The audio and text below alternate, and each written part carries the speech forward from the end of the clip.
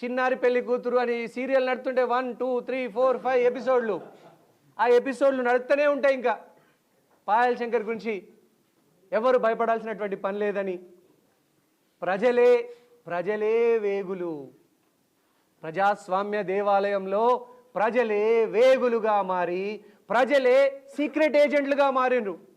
మన CBI FBI secret ఏజెంట్లు ఉంటారు కదా, ప్రజలే వేగులుగా మారి పాయల్ శంకర్ యొక్క బండారాన్ని బయట పెడుతున్నారు. ఇవన్నీ కూడా ప్రజలు స్వచ్ఛందంగా ఇచ్చినవి.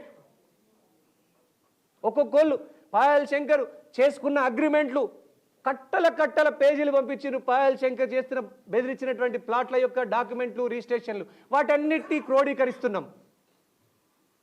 అధికారులారా, పాయల్ శంకర్తో రాసుకొని పూసుకొని తిరిగితే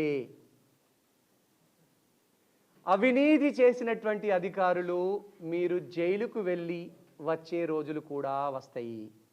పాయల్ శంకర్తో దయచేసి రాసుకొని పూసుకొని తిరగకండి.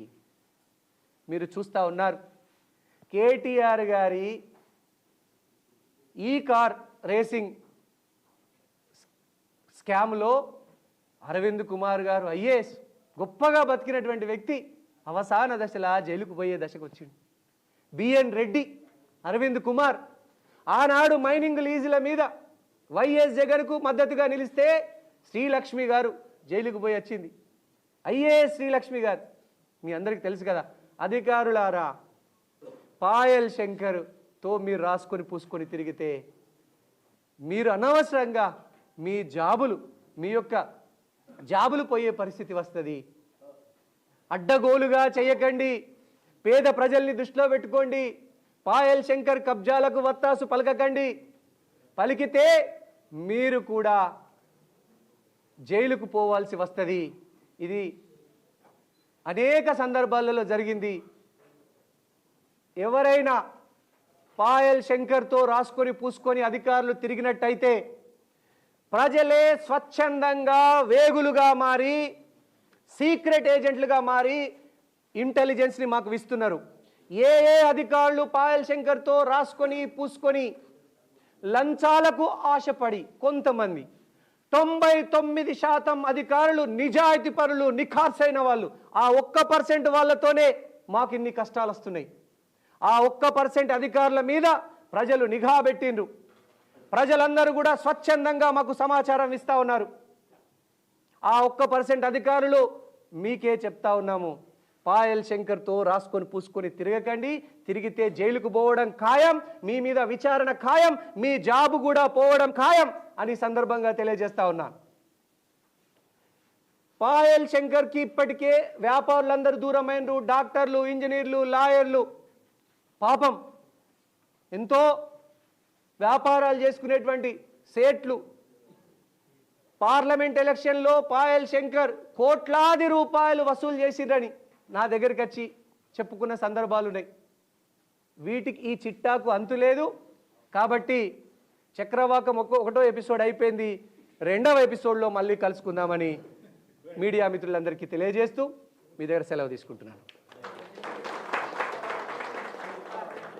ఒక్క నిమిషం.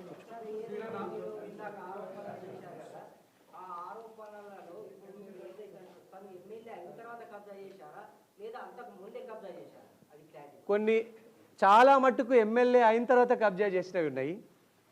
ఎమ్మెల్యే కాకముందు నుంచి పాయల్ శంకర్ వృత్తి బిజినెస్ కాదు, వృత్తి భూ కబ్జాలు అని రాసుకోవాలి. బేసికల్గా పాయల్ శంకర్ మొదటి నుంచి వృత్తి భూ కబ్జాలే.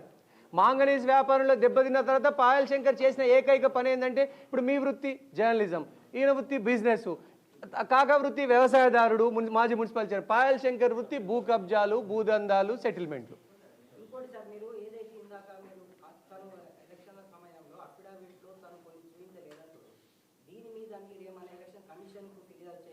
దీని మీద ఆల్రెడీ జోగు రామన్న గారు కోర్టుకు వెళ్ళిండ్రు. ఎగ్జాంపుల్ అంటే మేము కూడా కోర్టు, జోగు రామన్న గారు కేసు వేసిండ్రు, దాంట్లో మేము కూడా ఇంప్లీడ్ అవ్వడానికి కూడా సిద్ధంగా ఉన్నాం. ఎందుకంటే ఈయన డిస్క్వాలిఫై అయితే జోగు రామన్ననే విజేతగా ప్రకటిస్తారు. ఎందుకంటే సెకండ్ ఆయన వచ్చింది.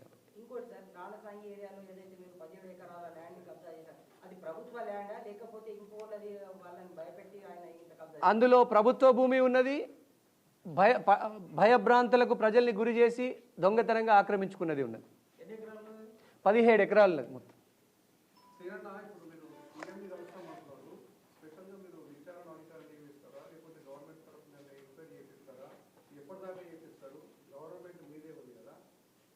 తర్వాత ఈ అఫిడవిట్లో ఓవర్స్ అఫిడవిట్స్ పెట్టారు కదా, మీరు ఎలక్షన్ కమిషన్ ని కలుపుతారు, జిల్లా రిటర్నింగ్ ఆఫీసర్